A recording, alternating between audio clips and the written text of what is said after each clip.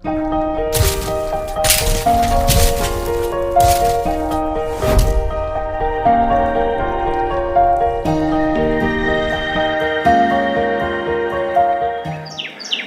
Friends, फिर से स्वागत है आपके ही अपने YouTube चैनल ट्यूटोरिंग क्लासेस में। हम लोग 9th क्लास के संस्कृत के 7th चैप्टर ज्ञान भारम क्रिया बिना का आंसर क्वेश्चन देख रहे हैं। इस सिलसिले में ये हमारा पार्ट 2 है। इस वीडियो में हम लोग लिखित के बाकी के बचे हुए प्रश्नों जैसे 2, 3, 4, 5 के आंसर क्वेश्चन को देखेंगे। तो आइए देखते हैं बाकी के प्रश्नों को। अगर आपको वीडियो अच्छी लगे तो वीडियो को लाइक कर दीजिए और चैनल पे पहली बार हैं तो चैनल को सब्सक्राइब कर दीजिए, जिससे कि हर वीडियो का नोटिफिकेशन आपको मिलता रहे। आप हमें इंस्टाग्राम या फेसबुक पे फॉलो कर सकते हैं, वहाँ भी आपको पर डे नए नए चीज़ें सीखने को मिलती रहेंगी। आइए देखते हैं बाकी के प्रश्नों को। अपनी पहली वीडियो में हमने मौखिक के दोनों प्रश्न और लिखित के एक प्रश्न को देखा है। अगर आपने वो वीडियो नहीं देखी है तो उसका लिंक हम डिस्क्रिप्शन बॉक्स में दे देते हैं। आज से के इस वीडियो में हम लोग लिखित के प्रश्नों को देखेंगे, जिसमें क्वेश्चन नंबर 2। आज का यह वीडियो बहुत ही इम्पोर्टेंट होने वाला है, क्योंकि इसमें समास और कुछ इम्पोर्टेंट प्रत्यय के बारे में जानेंगे, जो आने वाले क्लास के में भी आपको बहुत हेल्पफुल होने वाला है। तो आइए दूसरा प्रश्न शुरू करते हैं। दूसरा प्रश्न है बाबू, समास विग्रह कुरुता, यानी समास का विग्रह करना है और जो समास से उत्पन्न है, जिससे संबंधित है, उसका नाम भी बताना है। तो पहला है शब्द हमारा बुद्धिहीन। इसका समास विग्रह होगा बुद्धियाहीन, यानी बुद्धि से हीन। ये हमारा तत्पुरुष समास है और तत्पुरुष में भी तृतीया तत्पुरुष है। अब बात आती है तत्पुरुष समास कहते किसे हैं। तो जिस समास का उत्तर पद प्रधान होता है, उत्तर पद प्रधान कहने का मतलब बाद वाला पद प्रधान होता है, उसे तत्पुरुष समास कहते हैं। और तत्पुरुष समास का विग्रह करते वक्त विभक्ति चिन्हों का प्रयोग किया जाता है, और जिस विभक्ति चिन्ह का प्रयोग होगा वही तत्पुरुष कहलाएगा। एज फॉर एग्जाम्पल मान लेते हैं हम लिखे संकट मुक्त। संकट मुक्त यह हमारा तृतीया तत्पुरुष है। अब तत्पुरुष समास का एक नियम है, अगर उत्तर पद से प्रश्न करते हैं तो उसका आंसर पूर्व पद होता है। एज फॉर एग्जाम्पल संकट मुक्त, किससे मुक्त, यानी संकट से मुक्त, तो ये पहचान होती है हमारा तत्पुरुष का। अब यहाँ पे तृतीया ही क्यों होगा, क्योंकि तृतीया विभक्ति और पंचमी विभक्ति में से पहचानते हैं। तो तृतीया में जहाँ संबंध जुड़ा होता है और पंचमी में जहाँ संबंध छूटता है। तो बुद्धि से हीन, किससे, यहाँ पे से का संबंध बुद्धि से जुड़ा हुआ है, इसलिए यहाँ पे तृतीया तत्पुरुष होगा। अगला है देशांतरम। देशांतरम ये हमारा कर्मधारय समास है। इसका समास विग्रह होगा अन्य देश। अब कर्मधारय समास कहेंगे वैसे समास जिसमें विशेषण विशेष्य, विशेषण विशेष्य और उपमा उपमेय की चर्चा होती है, वह हमारा कर्मधारय समास कहलाता है। जैसे हम कहें लाल मणि, लाल मणि, ये जो लाल है विशेषण है और विशेष क्या हो गया, मणि, जिसकी विशेषता बताई जाती है। फिर बात आती है उपमा उपमेय। जैसे हम कहें चरण कमल, अब ये जो कमल है वो चरण के समान है। अब एक कमल हो गया क्या, उपमेय, और उपम का हो गया चरण। तो वैसे समास जिसमें विशेषण विशेष्य और उपमा उपमेय रहता है, वह हमारा क्या कहलाता है, कर्मधारय समास कहलाता है। तो अन्य देश यानी दूसरा देश विशेषता बता रहा है, इसलिए ये हमारा कर्मधारय समास होगा। अब देखिए अर्थोपार्जना। अर्थोपार्जना मतलब होता है धन कमाना। क्या माना, पैसा कमाना, यानी का के की, यानी धन का अर्जन यानी पैसा का आगमन। तो अर्थस्य उपार्जना, षष्ठी विभक्ति, इसलिए ये हमारा षष्ठी तत्पुरुष कहलाएगा। अगला है हमारा बाबू उदार चरितः, इसका समास विग्रह होगा उदारम चरितम येषाम ते। अब यहाँ पे ते यानी बहुवचन, यानी उदार है चरित्र जिसका, ये हमारा बहुब्रीहि समास है। अब बहुब्रीहि समास कहते हैं इसका नहीं पूर्व पद प्रधान होता है न ही उत्तर पद प्रधान होता है, यह अनेक शब्दों से ये अलग ही अर्थ देता है। यानी उदार है चरित्र जिसका, यानी कोई है जिसका चरित्र क्या है, उदार है। जैसे हम कहें आपको गजानन, यानी गजानन का एक अलग ही है, कोई भी रावण को गजानन, दशानन, सॉरी गजानन हो गया, हमारे गणेश जी को गजानन कहते हैं और दशानन रावण का नाम है। तो वैसे समास जिससे अन्य का बोध हो वो हमारा बहुब्रीहि समास कहलाता है। अगला है अस्थि संचय, यानी अस्थियों का इकट्ठा करना। का अस्थि नाम संचय, का आया इसलिए ये हमारा षष्ठी तत्पुरुष होगा। अगला है सजीवः, यानी इसका समास विग्रह होगा जीवनेन सह वर्तमानः, यानी जो अभी वर्तमान में जीवित है। इसका अन्य अर्थ निकल रहा है, वो हम भी हो सकते हैं, आप भी हो, कोई भी सजीव हो सकता है, इसलिए ये हमारा बहुब्रीहि समास होगा। आइए अगला क्वेश्चन में मोस्ट इंपोर्टेंट है बाबू, जो आपको 10th के बोर्ड एग्जाम में 3 या 4 प्रश्न हमेशा बनते हैं, तो आप पहले से प्रिपेयर रहिएगा तो आने वाले के लिए बहुत हेल्पफुल होगा। चलिए इसमें हम संधि विच्छेद भी करना है और प्रत्यय बताना है कि इसमें कौन सा प्रत्यय है। तो आपके सामने 3 शब्द है मूढ़, इसमें मुंह जो है हमारा मूल धातु है, इसमें कत प्रत्यय, आधा क और त, इसको कत प्रत्यय कहते हैं, इसमें कत प्रत्यय है। अभिहितम, अभी जो है हमारा उपसर्ग है, धा हमारा मूल धातु है और इसमें कत प्रत्यय है। आश्रितः, आ हमारा उपसर्ग है, श्री मूल धातु है और कत प्रत्यय है। आखिर ये हो कैसे रहा है, आइए कुछ नजर डालते हैं हम लोग कत प्रत्यय पे। कत प्रत्यय, कत प्रत्यय का पुल्लिंग में तह, स्त्रीलिंग में ता और नपुंसक लिंग में तम शेष रहता है। यानी कत प्रत्यय, आज फॉर एग्जांपल देख ले, अभिहितम नपुंसक है, इसलिए इसमें क्या लगा है, तम लगा है। मूढ़ पुल्लिंग है, इसमें अह यानी तह का मात्रा लगा हुआ है। आइए दूसरा नियम कहता है बाबू, प्रत्यय का प्रयोग करते समय धातु से पूर्व ई का मात्रा, अब ये छोटी ई का मात्रा है, आगे से छोटी ई का मात्रा और पीछे से बड़ी ई का मात्रा, तो उसमें धातु के पूर्व में छोटी ई का प्रयोग होता है। यदि धातु का अंतिम अक्षर म या न हो तो वहां छोटी ई का प्रयोग नहीं करते हैं, साथ ही साथ इस म और न का लोप हो जाता है, यानी हट जाता है।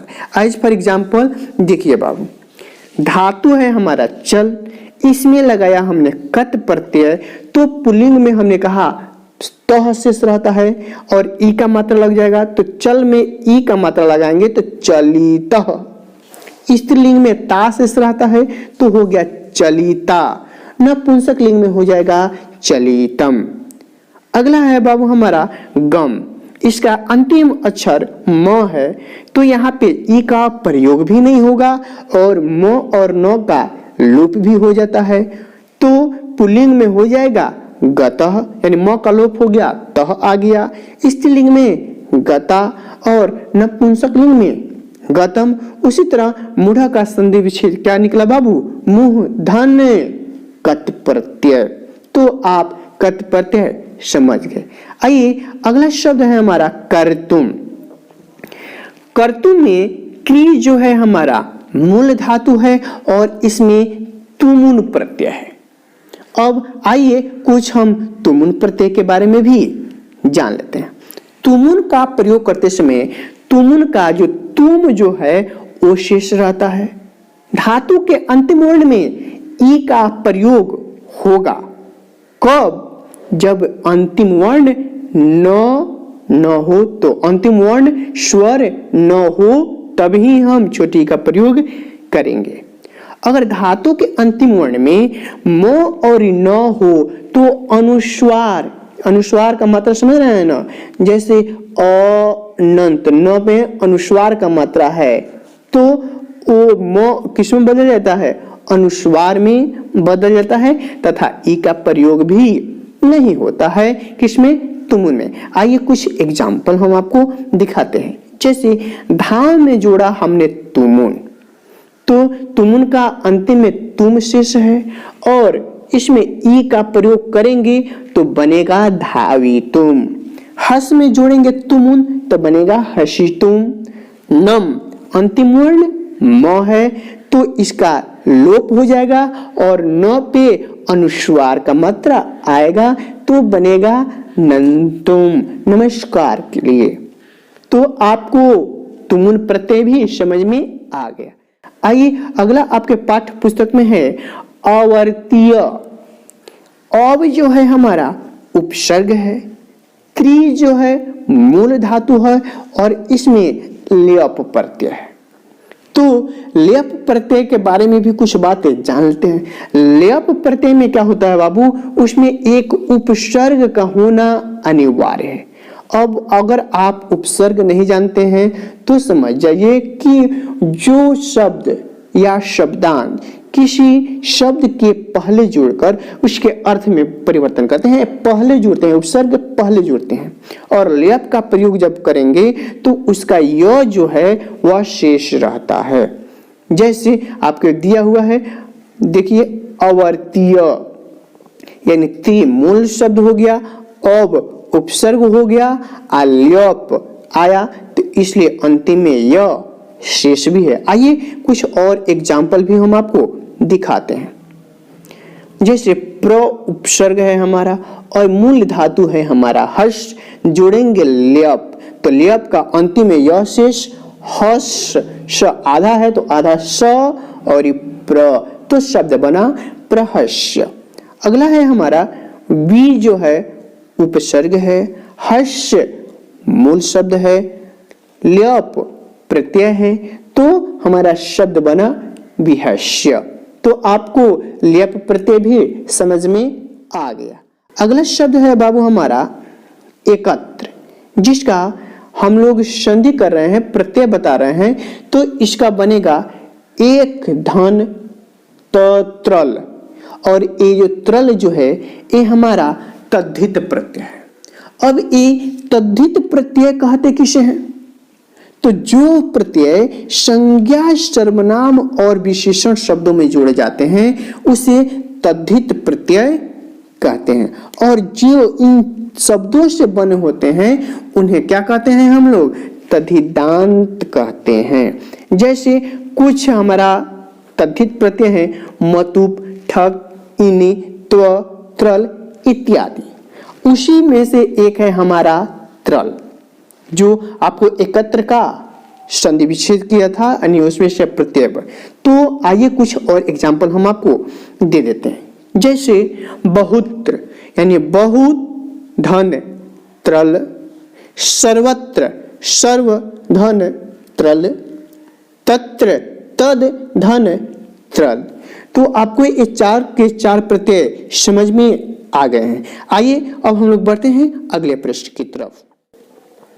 अगला प्रश्न है बाबू संस्कृत भाषायाम अनुवादम कुरुतः। अगर आपने हमारे पांचों लकार से संबंधित अनुवाद नहीं देखा है तो उसका लिंक डिस्क्रिप्शन बॉक्स में है, आप बारी बारी से प्रत्येक लकार को आप देख सकते हैं। निश्चित रूप से अनुवाद बनाना आसान हो जाएगा। आइए देखते हैं हमारा पहला प्रश्न क्या कहता है। किसी गांव में 4 युवक रहते थे। आपके पाठ्य पुस्तक का जो कहानी शुरू हो रहा है यहीं से शुरू हो रहा है। कि किसी गांव में 4 युवक रहते थे, वो आपस में मिलजुल के रहते थे। नहीं देखे हैं तो आइए हम आपको पाठ्य पुस्तक की कहानी की तरफ थोड़ा सा एक झलक दिखाते हैं।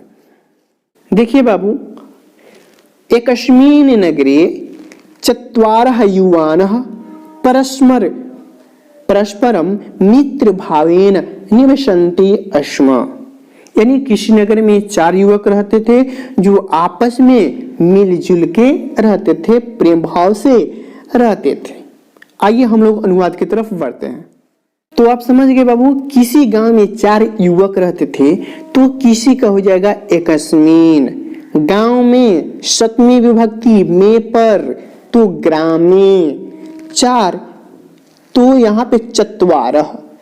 यहाँ 4 का संस्कृत 3 होता है, 4, चतस्र और 4। तो यहाँ पे 4 पुल्लिंग के लिए, चतस्र स्त्रीलिंग के लिए और 4 नपुंसकलिंग के लिए प्रयोग करते हैं। युवक हैं इसलिए यहाँ पे 4 का प्रयोग किया गया है।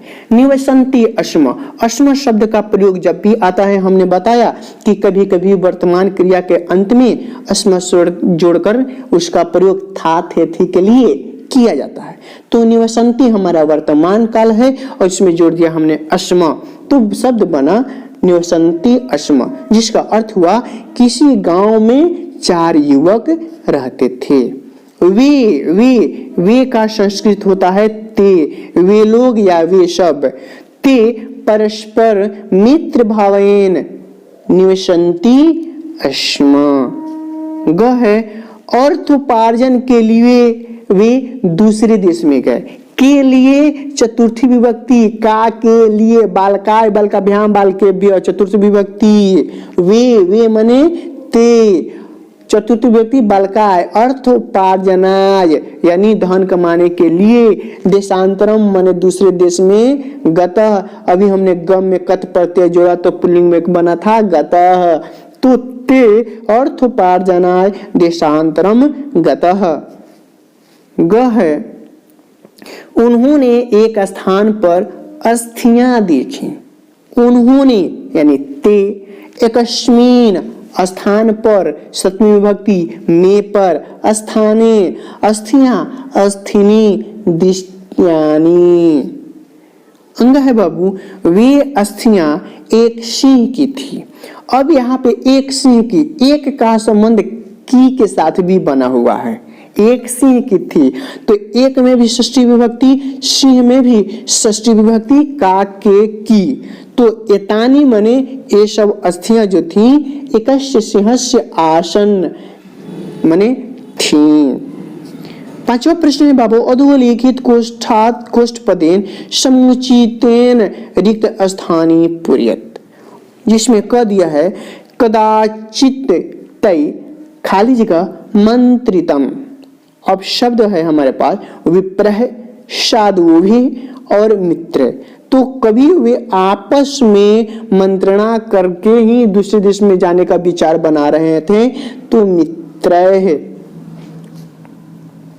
अगला है बाबू हमारा राज परिग्रह खाली जगह बिना न लभ्यते। तो राज परिग्रह माने जो मूर्ख, जो शास्त्र में पारंगत नहीं था, वो जब उन लोग के साथ ही जाना चाह रहा था, तो तीसरका ने कहा कि राज दरबार में बिना विद्या का पैसा नहीं मिलेगा।